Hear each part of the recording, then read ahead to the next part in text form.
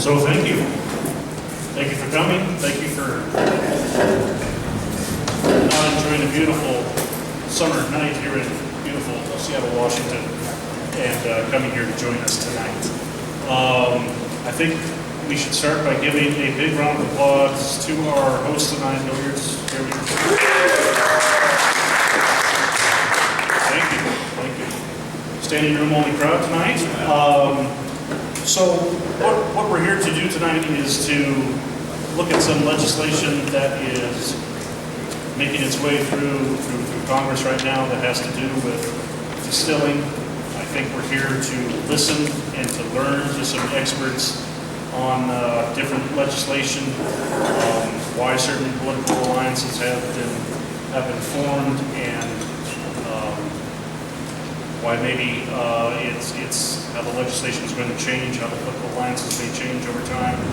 And so we want to listen and to learn on that. Some of you may feel strongly and want to shout out righteous indignation, and that's fine too. I just would ask you to be respectful, and when I cut you off, maybe not so respectfully, please do abide by that. But at some point, we're going to start out with some questions, and then I'll come out. If people have got questions, I will stick the microphone in your face. And you can go ahead and ask questions of our panelists. But right now, let's dive right in, and let's go with Ralph, and introduce yourself and tell us who you represent, and what are your qualifications? I'm sorry? What are your qualifications? Pay a lot of taxes. Like the rest of us do. Thanks for the invitation to come out and talk to you. My background is, before I had a distillery, I was in the climbing business. I know they're very closely related. They actually didn't have anything to do with one another. But when I started our distillery at Tuthilltown Spirits in Gardner, New York, which is in the Hudson Valley, we were the first distillery in New York to open, first legal whiskey to be made in New York since Prohibition. And the first thing that we tackled for 3 years, well, 4 years and 3 governors, was the fact that distilleries at that time couldn't have a tasting room, couldn't sell to consumers, and couldn't do tours and things like that. And we spent that whole time lobbying, and in 2008, the governor signed into law the Farm Distillery Act, which required us to use at least 75% New York grown raw agricultural materials, and also gave us the right to have a tasting room and sell directly to consumers. Since 2008, 80 distilleries have opened in New York? 84 have opened since 2008 in New York as a result of that Farm Distillery Act. After we were all set up and operating, and we had some distribution and had a good, successful brand, we started to look around at the rest of the industry. We've been going to ADI conferences as well. And over the course of a fair amount of time, a year or two, after sitting with many of the distillers that started out around the same time that we did, we all realized that it was time to organize into an industry association. And we all came together, the ones who were active, who were actually participating in that discussion on a regular basis, came together and said, okay, let's sit down and do this. So we formed an association, the American Craft Spirits Association, and the first order of business was election of officers, which happened last year. So the interim board that was set up amongst the fellas and ladies who were the instigators of this whole thing, most of us stepped aside and the elected officials took over. And the first order of business, I was on that board and instigated the beginning of the legislative committee to continue that work that I've been doing in Albany in DC about the taxes. And so we've been at it about 6 years. We started the legislative committee with the CSA. Nicole came on board a little while ago and joined us. She's been extremely active and participating with us, going to Washington, D.C. So for the last 6 years, we've been working on it. And the first bill I got introduced was Maurice Hinchey's H.R. 777, which you may have remembered seeing promoted. And we didn't really get very far with that. We got it into the House, but that was about it. Never made it out of the House. And over the next few years, what we realized was that what we needed was a united industry.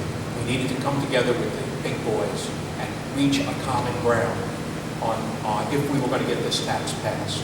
And so over the period of about 3 or 4 years, we were working on Discus to try to get them to align themselves with our effort. And last year they did. And of course, being who they are, they came with their own ask. And that was, they wanted us to take a look at and include a discussion about all of the excise tax rate, because spirits are ridiculously overcharged compared with everyone else on the excise tax rate. Since we've teamed up with Discus, things have moved forward quite a bit, and the result is what you see now, which is that now there's a lot of attention being paid to this issue in the legislature. And so we started out, nobody knew anything about small distillers or the relief we needed from FET. And they kept going as brewers when we were making the rounds, that's right. But we've educated them at the difference between a brewer and a distiller. And the result is this proliferation of bills that is now on the docket and is being considered. And so we've come here to talk to you about that and to answer any questions you may have about ACSA and to invite you into that. Nicole, before you get started, I should introduce myself. Jason said I was Jim Hedrick. I do state legislative affairs. I do governmental affairs for the Washington Distilleries Guild, and we'll probably be looking at a bill that has to do with taxes at the state level this year coming up in Olympia. So if you want to talk to me about that after this, that's great. Hopefully somebody will buy me here. But I just want you to know the reason why I've been chosen to sit up here and kind of moderate this is that I don't do anything with federal, rarely do anything with federal legislation. So I don't have any predisposed disposition about which bill, which political alliance or what have you for smaller distillers or for the big guys. I don't know if I said that, the big guys. So I just in the interest of full disclosure, just wanted to let you all know that. Okay, Nicole, please. Sure. So probably you guys knew who Ralph was before his business is to travel out here, but my distillery is in Brooklyn, Kings County Distillery. We were founded 5 years ago. So Ralph was the first in New York State. We were the first in New York City. We were, very, very tiny. We're still pretty small. Only distributed in about 6 states. We did about 5,000 cases last year, so still relatively small. I was the president of the New York State Distillers Guild when it was founded. So I was the president of the guild for 2 years. Stepped down from the presidency of the New York State Distillers Guild about a year ago, earlier this year. And I've been on the board of the American Craft Spirits Association. Also, I was not on the interim board that founded the association, but I got involved in the first elected board. So when the ACS was created and elected, I was elected to the board. So this is my second year serving on the board of the American Craft Spirits Association. I chair the state guilds committee, so that's part of why I'm here to do the outreach with you guys on the guild. I'm also on the legislative affairs committee with Ralph, and I've been pretty closely involved with, mainly over the last year, with the work that we've been doing federally. I would say last year and a half. Started out going with Ralph to the lobbying sessions, and then have gotten more and more involved with the federal level. So hopefully between the two of us, we should be able to answer any questions. Justin.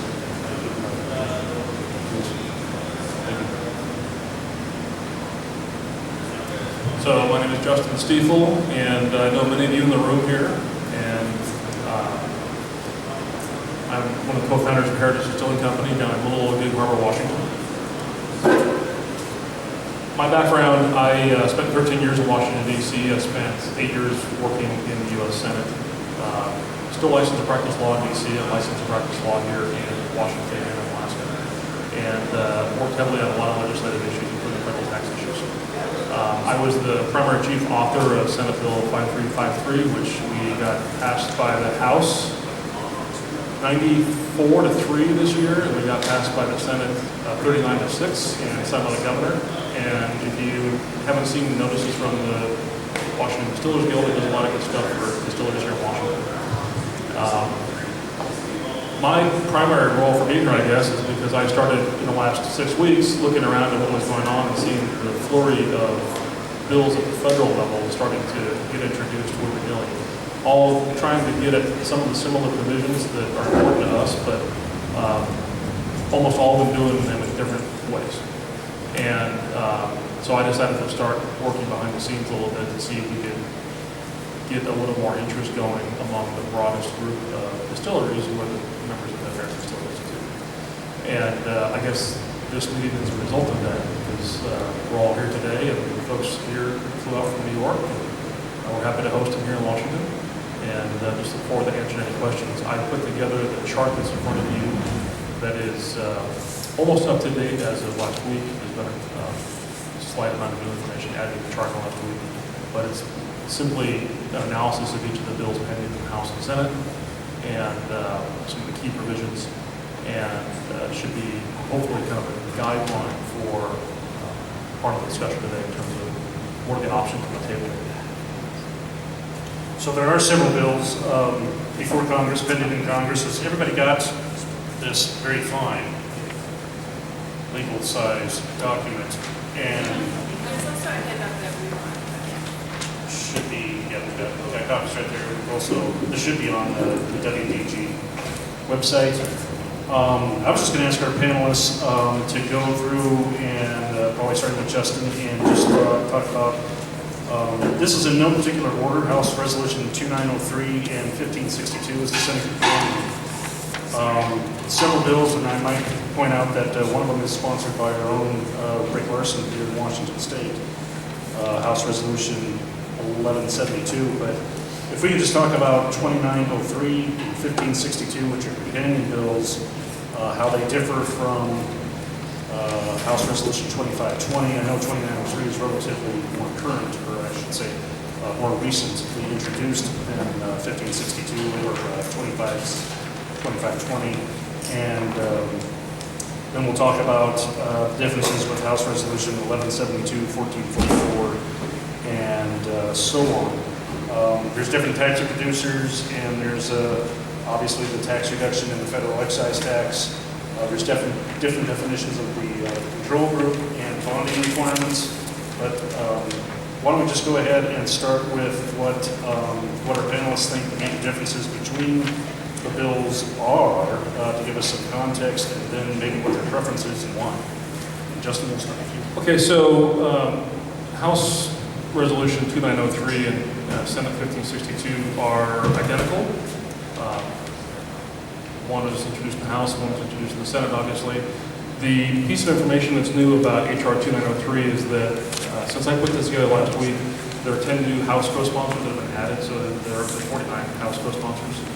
So they're starting to get critical momentum on that bill, and it's fairly easy to see why. It involves a lot of provisions for the beer and wine industry. And so in addition to treating some provisions for spirits, they now have lumped in folks for beer and wine at fairly significant levels. Both of the bills are identical. Something interesting to note is Senator Wyden from Oregon is the ranking member of the Senate Finance Committee. That means he's the top Democrat in the Finance Committee. Stuff is not going to go through the Senate Finance Committee unless he allows it to go through, because the minority has strong status in the Senate. And the fact that he's ranking member and has introduced this bill, to me, is a pretty good indication of where he is aligned on all of these issues.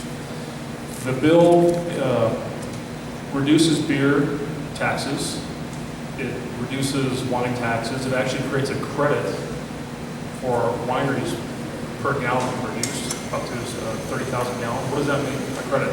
It means for the first 30,000 gallons, every gallon produced, they're going to get a $1 credit off the taxes. Not just a tax reduction at the rate, but a credit. That's a big deal. On taxes they owe otherwise, yeah. It's a big deal. And then it goes down to 90 cents per gallon after 30,000 gallons up to 100,000 gallons. Okay, so that's targeted towards kind of the smaller wineries, family-type wineries that we have here in Eastern Washington. 100,000 gallons is not a lot of wine, but that's a fairly significant tax break. It changes the bond transfer provisions for breweries. It liberalizes the ability for breweries to try and transfer more product back and forth beyond what they've been able to do up till now.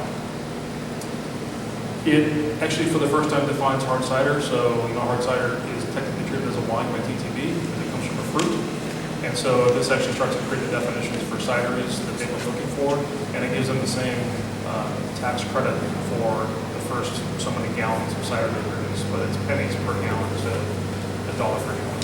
But it's still, it's a new item for the cider price. The main thing you have to focus on all the bills, whether it's the bill that ACSA has been working on, 2520. Okay.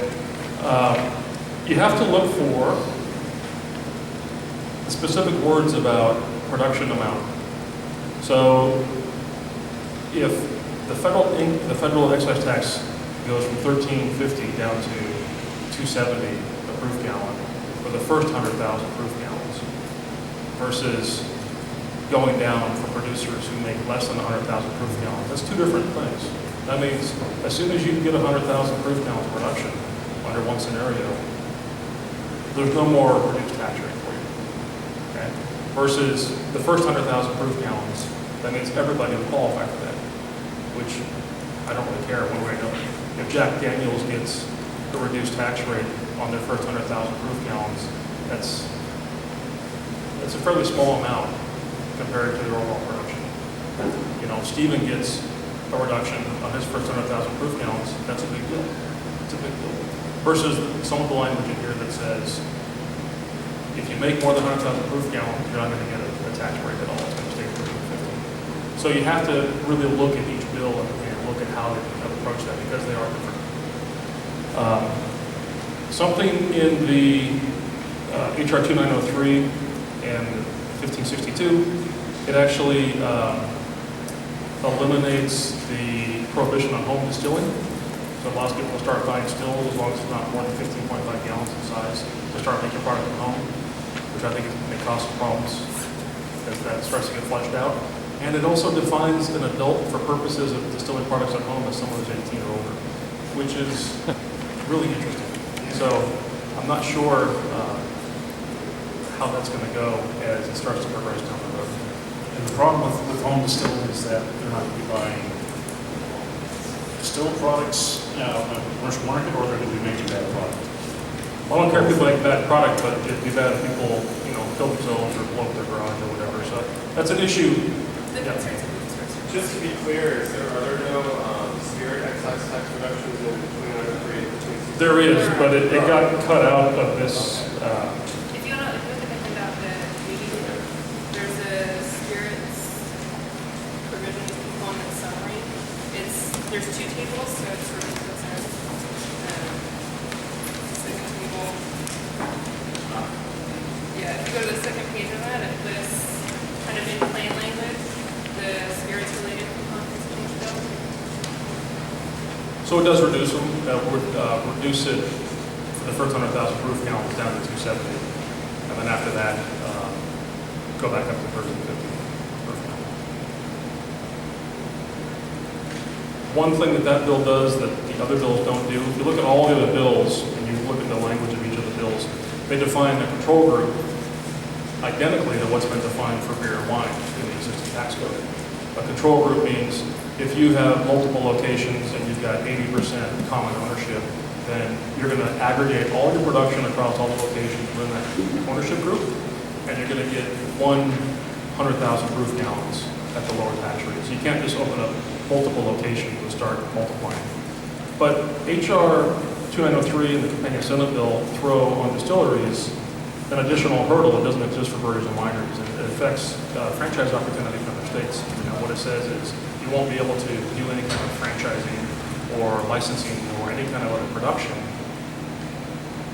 within that 100,000 proof gallons. So that's a new restriction on distilleries that does not exist for brewers and wineries.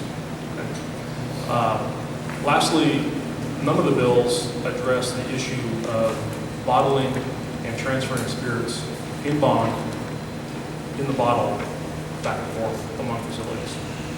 You can't do that right now. You can't bottle, do a contract bottling, and then ship those cases with that pallet of finished bottled product in bond back to your distillery. And that to me seems like something that probably needs to be addressed, because the government will get their money eventually, but it becomes economically very challenging if you want to sign up for someone that has a bottling machine to bottle your wine. bottle your products. You transfer all the volume to them, they bottle it in their machine, and then they ship it back to you. They've got to write the excise tax check right then and there. They can't remove it. They can't transfer back the volume. So if they're going to charge you that excise tax, and now you've got products sitting in your facility, you don't know how long it's going to sit there. It might be there a week, it might be there 6 months, but you paid all the excise tax up front. Had you bottled it yourself in your facility, you would have been not tax paid today. So that to me seems like something that also be looking at.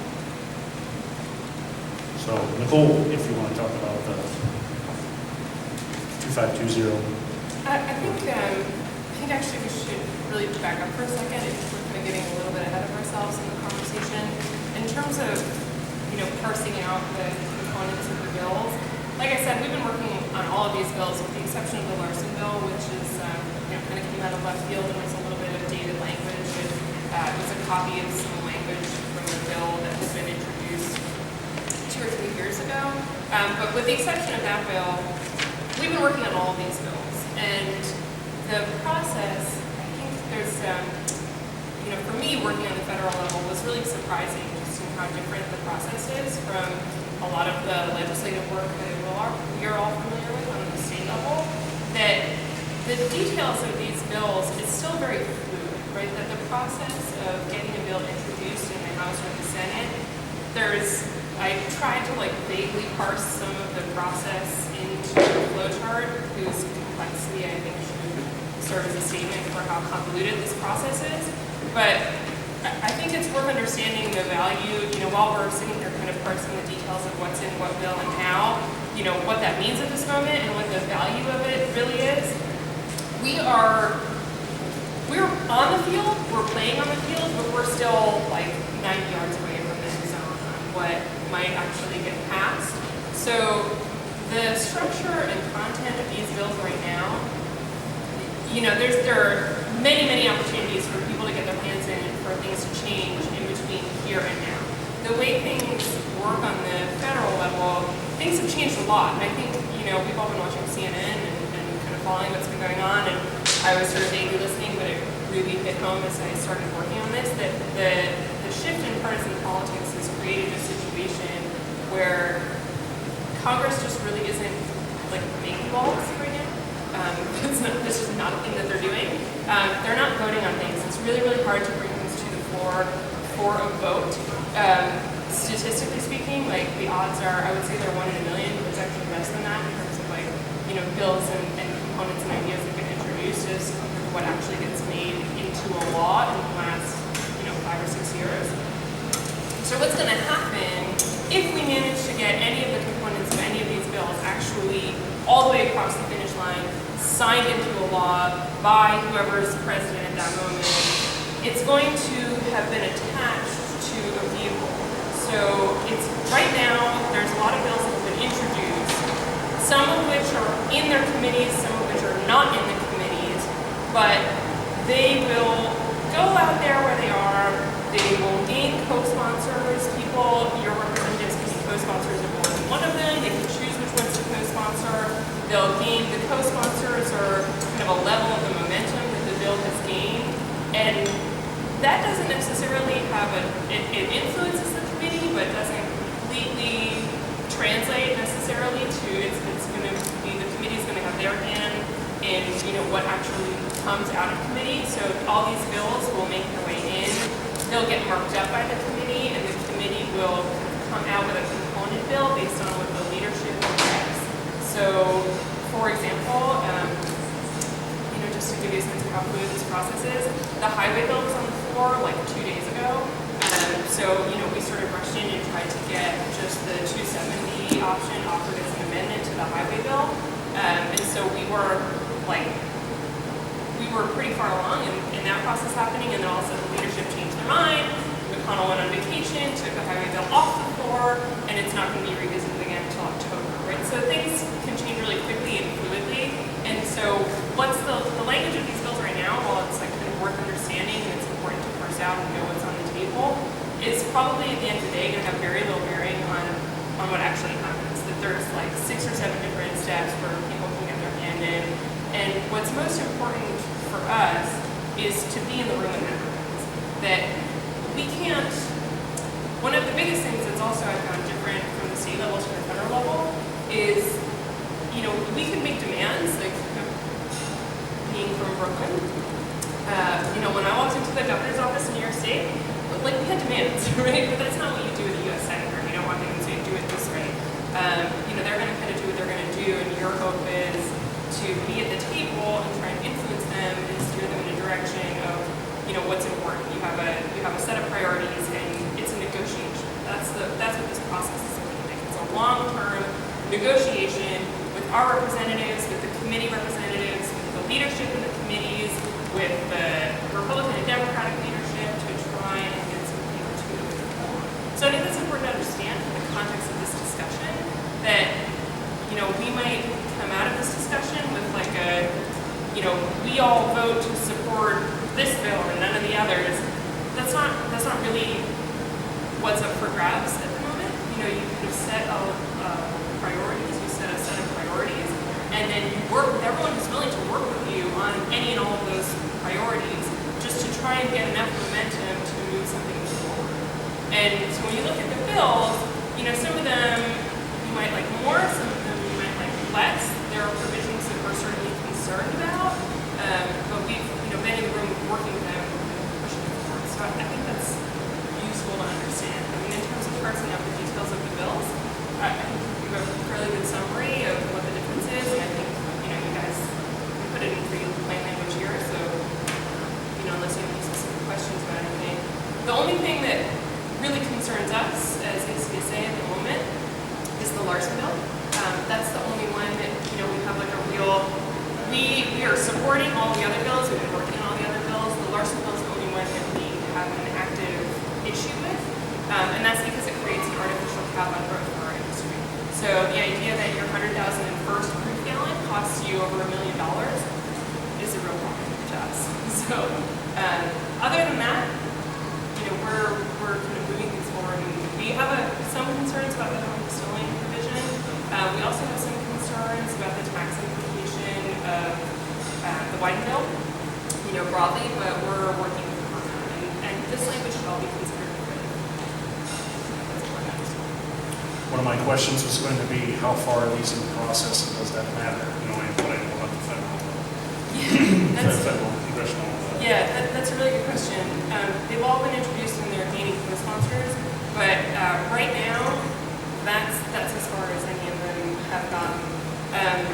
Some of them are better placed to be marked up in the committee, but the committees aren't necessarily doing work. So there was an opportunity, it was like 2 months ago when the House Ways and Means marked up a couple of small bills.